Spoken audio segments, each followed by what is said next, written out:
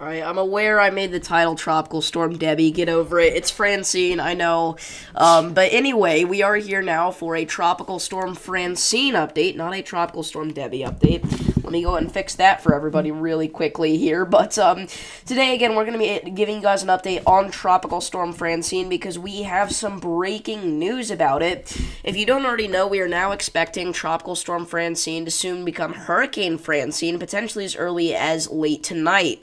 We're then expecting it to strengthen heavily just before landfall on the Louisiana coast and turn into a high-end Category 2 hurricane with sustained winds of 100 miles per hour and gusts up to 120 miles per hour, and track its way through portions of the Mississippi Valley, riding up all the way into portions of the Midwest, causing damaging winds, flooding rains, tornadoes, and storm surge right along the coast here, okay? So we have a lot to talk about in this live stream. We're going to be breaking down everything that you need to know. Yeah, I accidentally did have it at Tropical Storm Debbie, but it is now Francine, so things are fine. I screwed that one up a little bit, but anyway, let's go ahead and get right into it, talking about the newest advisory from the National Hurricane Center, okay? So if we take a look here at the hurricane warnings that we do currently have in effect for the area where we are expecting to see a landfall from Hurricane Francine, we can see that the peak wind forecast for this area where we see a direct landfall would be about 45 to 60 mile per hour sustained winds with gusts up to 80. The potential impacts with that are extensive. What's up, Gooseman? The storm surge is going to be the biggest problem, though. We're going to have the potential to see 7 to 10 feet of storm surge above ground in that area there, and the potential impacts with that are devastating to catastrophic even. Widespread deep inundation with storm surge flooding greatly accentuated by powerful battering waves. Structural damage to buildings, with many washing away entirely. Damage greatly compounded from considerable floating debris. Locations may be uninhabitable for an extended period. Nearshore escape routes and secondary roads washed out or severely flooded. Flood control systems and barriers may become stressed. Extreme beach erosion. New shoreline cuts possible. Massive damage to marinas, docks, boardwalks, and piers. Numerous small crafts broken away from moorings, with many lifted onshore and stranded. The flooding rain forecast is about 4 to 8 inches in this area here. Potential impacts with those are extensive.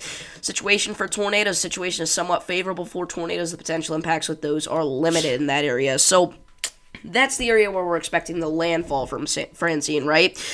But what about major cities? All right, obviously Louisiana, southern Louisiana in particular, is home to several large population centers, and I'm sure we have people watching from there wondering about their area, right? So let's go ahead and take a look at New Orleans first off, just because it is the capital of Louisiana. It's the biggest city here. So New Orleans, all right, we're expecting 10 to 20 mile per hour sustained winds with gusts up to 35 miles per hour, 1 to 3 feet of storm surge to be possible, 3 to 6 inches of 3 to 6 inches of rain to be possible, and the situation is going to be favorable for a few tornadoes, okay? So that's the New Orleans forecast.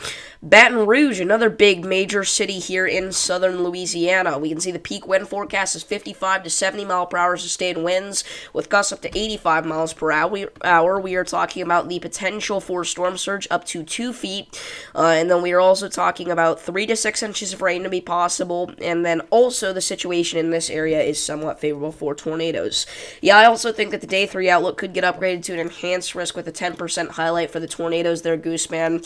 Right now, we're at a slight risk of severe weather for portions of southwestern Mississippi and southeastern Louisiana, again, entirely driven by that tornado threat there. But, again, I would not be shocked to see an enhanced risk, just like we did with Hurricane Beryl, for portions of Louisiana and maybe even Mississippi. So we'll keep you updated on that. Again, we will have a stream as it's happening, mainly covering the tornado threat, likely anyway. But we have got a lot to talk about still, so let's go ahead and go over some model agreements, things that they disagree on, right? We can go and compare all of the big forecasting models here. So we're going to start things off with the GFS, all right? This is usually one of our more reliable long-term forecasting models. We can see that the GFS is saying that we're going to see about a 971 millibar low-pressure system make landfall in south-central Louisiana. This is a little bit further to the east than the National Hurricane Center's kind of track check, but I do think that this actually could be a possibility here, alright? And if this were to happen, this would be more significant for areas like Baton Rouge and New Orleans, so that'd be something to look out for. The GFS has this riding up the Mississippi just like the National Hurricane Center does, and then dissipating quite shortly after. The European model, alright, let's go ahead and take a look at that. The ECMWF model, as it's more well known. We can see that we are expecting a 974 millibar landfall in south central Louisiana, more on par here with the National Hurricane Center's cone, and the intensity forecast as well as a bit more accurate with the European to the National Hurricane Center, that is. But it has this dissipating by the time it gets to like the Boot Hill of Missouri region, so that's another possible scenario. Finally, let's go ahead and take a look at the Canadian model here. We can see that if we go far enough back, this one's actually not showing nearly as strong a system. We're expecting like a 992 millibar low pressure system make landfall in south central Louisiana. I don't think that's going to happen. I think it's going to be much stronger than that. I will say the Canadian does have this going quite far north again, riding up the Mississippi River Valley there. So those are long-term forecasting models, but I think, yeah, we can actually see the landfall here according to the NAM model, which this is going to be quite interesting. So the NAM really, really goes wild when it comes to forecasting hurricanes. Like you can see, the NAM is saying that it's going to get down to a 931 millibar low-pressure system. So take that all with a grain of salt. We're more focused on the location with this, and we can also see where some of this more impactful storms, especially for the tornado threat, might be. We can see that we're expecting a landfall here in southwestern Louisiana once again. And then maybe some of these outer bands here could bring the greatest tornado threat to southeast Louisiana and southwestern Mississippi. So that is the model comparison there that we have for our long and short-term forecasting models. The HRRR does not quite go out far enough to forecast the landfall of Francine. So next we're going to go ahead and take a look at the flooding rain forecast. Now this is significant because we are expecting a significant 16 to 20 inches of rain to fall over a localized area just off the coast of Louisiana there in the dark red shade. That light red shade though, still 12 to 16 inches of rain off the coast of Louisiana and Texas. The orange shade there, the dark orange shade, that's about 8 inches of rain to a foot of rain. Now we're getting into like the moderate orange shade, which we do have some areas included in that, right? So a little sliver there is southwestern Louisiana, and that would be 6 to 8 inches of rain, or excuse me, that'd be 6 to 8 inches of rain, which would be very significant. That is enough to cause widespread, extensive flash flooding and flash flooding damage. So that'd be something to look out for sure, obviously. The yellow, that's a 4 to 6 inch rain total. Green, that is a 2 to 4 inch rain total. Light green, that is a 1 to 2 inch rain total, and anything outside of that, we're expecting less than an inch for your area. So that is the rainfall forecast. Next, let's go ahead and take a look at the storm surge forecast. Now, this is very, very significant because we are expecting a widespread amount of storm surge to be possible all the way from parts of Texas back into parts of Mississippi. So, again, the greatest threat for storm surge inundation would be in between Port Fortune and Cameron here in Louisiana, right? Vermilion Bay being right in the center of that, where we could see upwards of 10 feet of storm surge, which that is catastrophic. This area has not seen anything like that really since Hurricane Ida, quite honestly. So make sure that you are evacuating if you're under an evacuation order. I already know some of our Louisiana parishes are under evacuation orders. I'm not exactly sure which ones, but just listen to your local officials, listen to the NHC, and everything good like that. 4 to 7 feet of storm surge possible towards the mouth of the Mississippi River. And then we've got 3 to 5 feet of storm surge possible along the Texas-Louisiana state line, and 2 to 4 feet of storm surge possible along the Louisiana-Mississippi state line all the way up to the Mississippi-Alabama border there. And we now have a tornado warning in New York, so let's go ahead and focus on that here for a second. I guess this is briefly going to turn into a severe weather... Oh my gosh, what in the world? Okay, we have got some significant rotation here. We may have a tornado on the ground near Pembroke Center. Let me go ahead and update everything. What's up, Sam? This was not meant to be a severe weather coverage stream, but we are going to have to quickly break in and do this. So let's go ahead and focus on this here for a second. We can see that, again, we now have a tornado warning in effect for portions of north central Wyoming and southwestern Genesee counties in western New York. So let's go ahead and update the stream title here. Plus, let's see here. Give me just a minute. Plus tornado warning in New York. Okay, so again, if you're not tuning in, we do have a brand new tornado warning here in western New York. What's up, OH DJ Key? Seeing a big north-northwest push as of the last 8 hours may change the cone for sure. Yeah, this is a significant rotation. For sure. Sorry, I was talking to Sam, but yes. I do think that the cone could change just a little bit. There's not a CC drop, but yeah, I do think that the cone could change a little bit. Again, right now it's kind of centered on south-central Louisiana and southwestern Louisiana, but it would not shock me to see a little bit of a western shift. However, I'm not too certain on that because, again, in the general recent history, we've been kind of thinking it would shift further to the east, so we'll see what happens there. But again, a rotation right now pretty much over Interstate 90 at this point near Pembroke Center, North Pembroke, East Pembroke, Pembroke downtown. We've definitely covered this area before, so again, if you're in this area, seek shelter immediately on the lowest floor of a sturdy building away from windows and in an interior room. This is a dangerous storm here. This is, again, came out of absolutely nowhere. Luckily, it looks like it got hit by a cell merger, so that may try and kill off some of the rotation here. But geez Louise, dude. Yeah, they really should have added that 2%. I don't know what they were thinking. Again, it's not just me saying that now. I was thinking that before the tornado warnings even started getting issued. But again, rotation just went through Indian Falls. So if we do have a tornado, it would have just went right through that region there. Let's hope that the next velocity scan does not put the rotation over this area, because if so, that could be a tornado with a tornadic CC drop.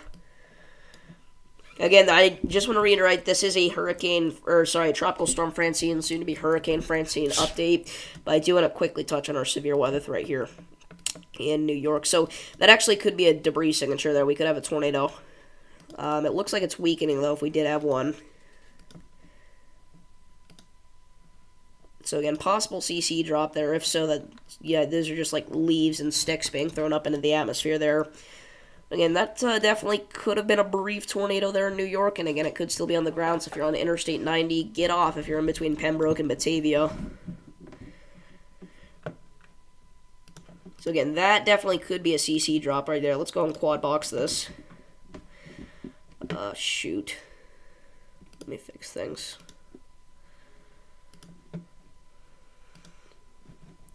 So again, if we do have a tornado, just to the west of North Pembroke is where it would be.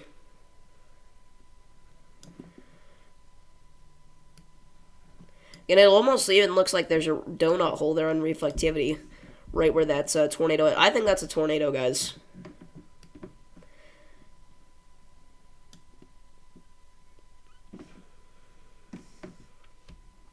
So again, that definitely could be a tornado.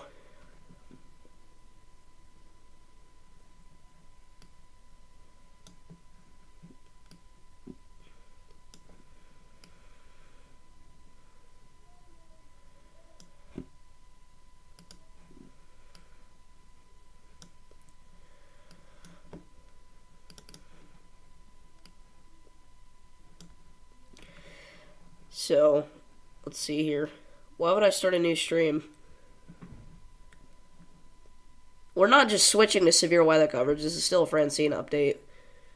We're just briefly touching on the tornado warning here. Or did the stream crash? That's not crash for me.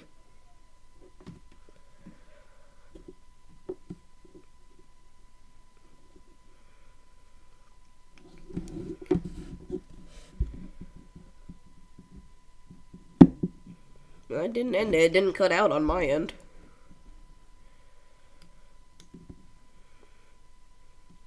So again, if you're just now tuning in, a possible tornado on the ground near North Pembroke, New York. This is a hurricane/tropical storm Francine update stream, if you guys are wondering. But we're just briefly touching on this because this is breaking news.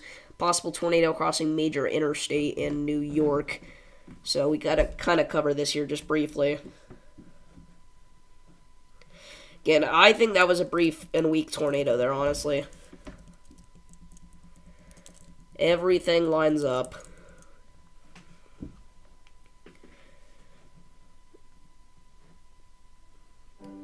What if we go ahead and switch over to the vertically integrated liquid? I want to see if we can see any sort of debris on there.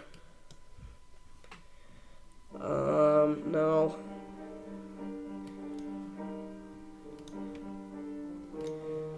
Let's go ahead and do the solo box again. I want to wait for this next radar scan here. We've not gotten a radar update in a little bit. but we should hear any minute now. So, we'll watch out for that. Good on the National Weather Service for catching that. I mean, it was quite clear, but still, it came out of nowhere. Absolutely nowhere. I mean, look at that. That is strong rotation, without a doubt. When it was near Indian Falls, I really thought that we were going to see a decent-sized tornado out of that. Luckily, it looks like it was quite weak and brief, if it even touched down at all. Okay, no sort of observable CC drop here at this point, so we're going to switch things back over to Tropical Storm Francine coverage here. So sorry about that, everybody. But we are back now with Tropical Storm Francine coverage. We just had to quickly break in there for some tornado warning. Or a tornado warning, rather.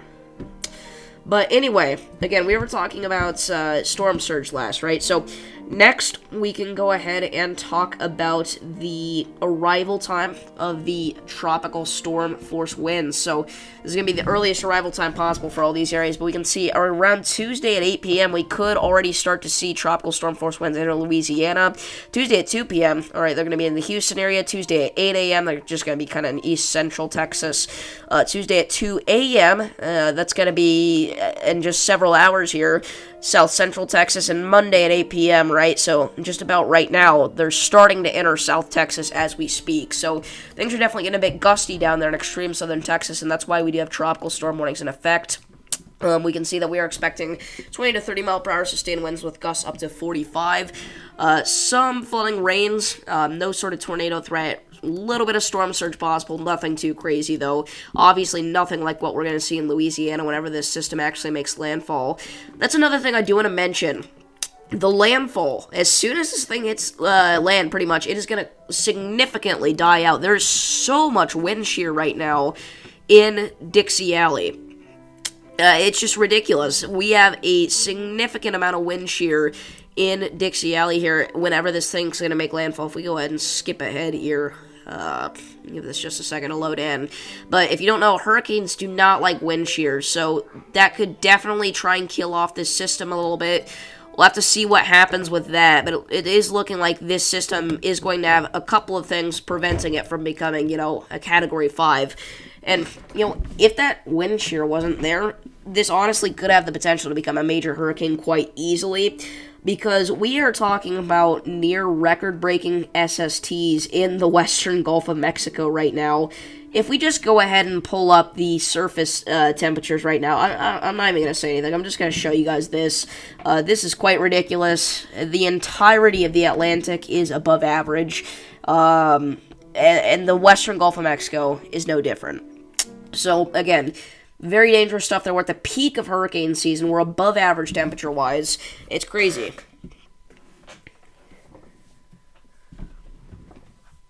But, yeah. So, that is, I don't know, that's almost all we need to talk about here. We could go ahead and bring up some of the tropical tidbits information here. So this is the model intensity guidance for right now. So we're expecting this to, again, or a lot of them are saying around the mid-range Category 1 hurricane status, which is interesting to me. We only have a couple of them poking up to Category 2 status, and none of them actually go as high as what the National Hurricane Center is saying, so the models are being pretty conservative with this forecast here. Some of them are keeping it as a tropical storm, which is very interesting. They're saying that it's done strengthening, and it's just going to remain the same strength for a while. And there's so many of them saying that, but that's not going to happen. We're definitely going to see strengthening with this system. These are the GFS. Yeah, this is the GFS ensemble. All right, we have all these little spaghetti noodles here. This is telling us where Francine could go. Again, we're expecting a landfall somewhere in between southeastern Texas and southwestern Alabama. Anywhere in that area, there's a possible landfall zone at this point. We can't rule it out, but the most likely area is southwestern Louisiana. Again, this is likely going to ride the Mississippi River. A lot of these spaghetti-looking noodles start to kind of curve away from each other here later on in the track as things get more uncertain, but a lot of them have this thing kind of dying out by the time it gets to, Illinois significantly. We can see that it could remain a tropical tropical storm or a tropical depression all the way up until then, though, which is quite significant, especially considering we got so much wind shear. That just goes to show you how powerful the environment is out here for this system, but it's crazy. Crazy stuff. Let's briefly go back up here to our tornado warning in New York. Just make sure this isn't recycling or anything. No, it is not. And, again, there's no sort of debris signature at this point. So, anyway. Let's go back to Francine. So, I don't know if we're going to be able to look at the satellite for this thing right now. Probably not. Let's check it out. Yeah, so it's a little bit too late to see the satellite imagery right now. I can go ahead and show you the infrared satellite imagery, though. That is in the thumbnail as well, actually. But this is the infrared satellite loop here. If we go and bring this up on your screen, we can see that there's quite a bit of explosive convection here on the northeast side of the system, which usually is a sign of intensification. We can see it's already starting to develop a pretty definitive eye there. It's looking a little messy right now. We didn't even talk about what Francine's looking like right now, but right now it's in the western Gulf of Mexico. It has sustained winds at about 65 miles an hour, gusts up to 75, which is almost hurricane strength, and that's why we're thinking we could have a hurricane as early as late tonight. It is a possibility, and again, we're thinking that it could develop into a high-end Category 2 towards landfall. But as you can see here, the National Hurricane Center is saying that by the time this gets to, even just probably the Mississippi-Louisiana state line, it may not even be a hurricane anymore, because it's already going to be at a weak tropical storm by the time it gets southwest Mississippi. So the Mississippi-Louisiana state line is probably where we're going to stop seeing the hurricane intensity there, most likely. And then by the time it gets up to, the Rolling Fork area, Greenville, Mississippi, we're not even seeing a tropical storm out of this anymore, which is pretty interesting stuff. And again, it's really going to ride the Mississippi River here. That's really looking like exactly like what it's going to do. So, again, that would push it kind of along the Louisiana-Mississippi state line up towards the Arkansas-Tennessee state line, the Missouri-Kentucky state line, the Illinois-Missouri state line. And again, if it lasts long enough, we are expecting this to curve a little bit to the northeast towards the end of its life cycle here as a tropical depression, and maybe enter kind of the southwestern Michigan region, northern Indiana area, not just continue to head due north, as we can see here by this little turn on the National Hurricane Center's track into more south-central Illinois instead of southwestern Illinois like the St. Louis area. So that's what we got going on there. But yeah.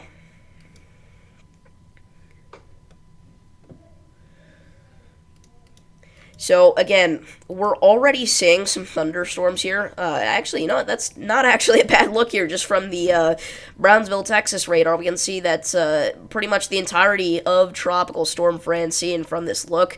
We can kind of see the velocities here at the eye of the storm, but we're a little too far away for that still. But if we go ahead and play the past 30 frames here, we can honestly probably see strengthening of the system. Yeah, we actually can, which is interesting. We can see it's kind of almost bumping around here on the radar. I don't know if that's just a radar glitch or what, but as we can see, I mean, things are already starting to get torrential here in northeastern Mexico.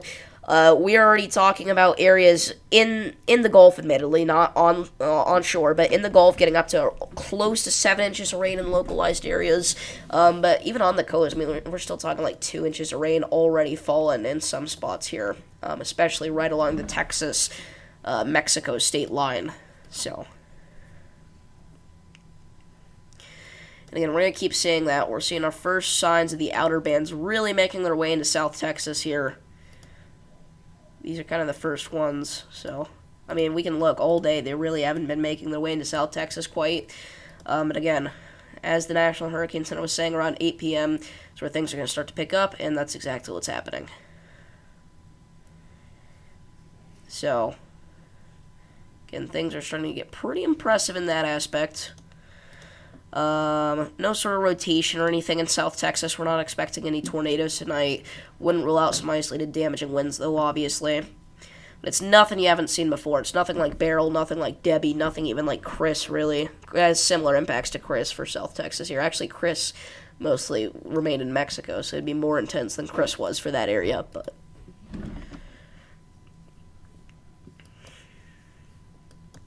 anyway, The good news is that the Project Mesovort cameras are already being set up. They're not appearing anymore for some reason, but earlier today we did see one centered around the New Orleans area. We've also got just cyclone ports in general all over the Deep South. We got this one right here, which is going to be really useful out of Browser, Louisiana.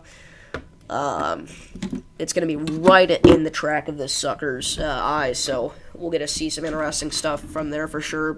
And even as this continues to push north, look at this. This cyclone port in Arkansas is right along the track. These in Missouri are all centered around there. We got a ton of those. Eventually, if it makes its way to Southwest Michigan, we'll see that on that camera too. They're from Kalamazoo, so it'd be interesting.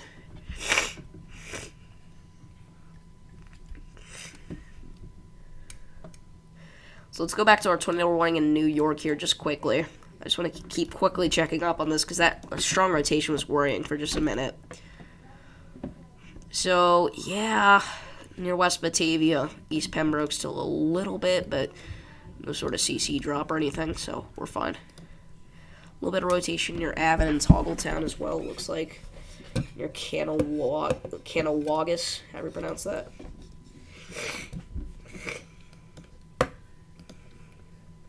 So, anyway, I think we're in off our live coverage here if nobody has any questions. So, I want to thank you all for tuning in.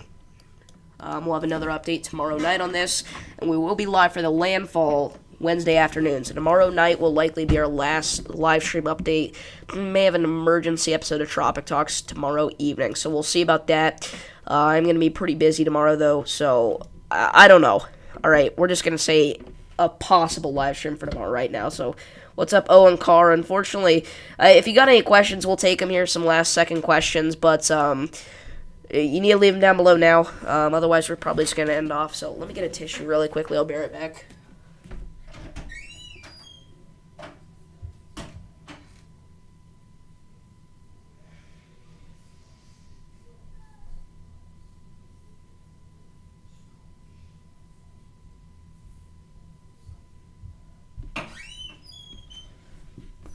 So, if nobody has any questions, again, we're going to end off things here, so I do want to thank you all for tuning in this live stream, and I will see you all in the next one.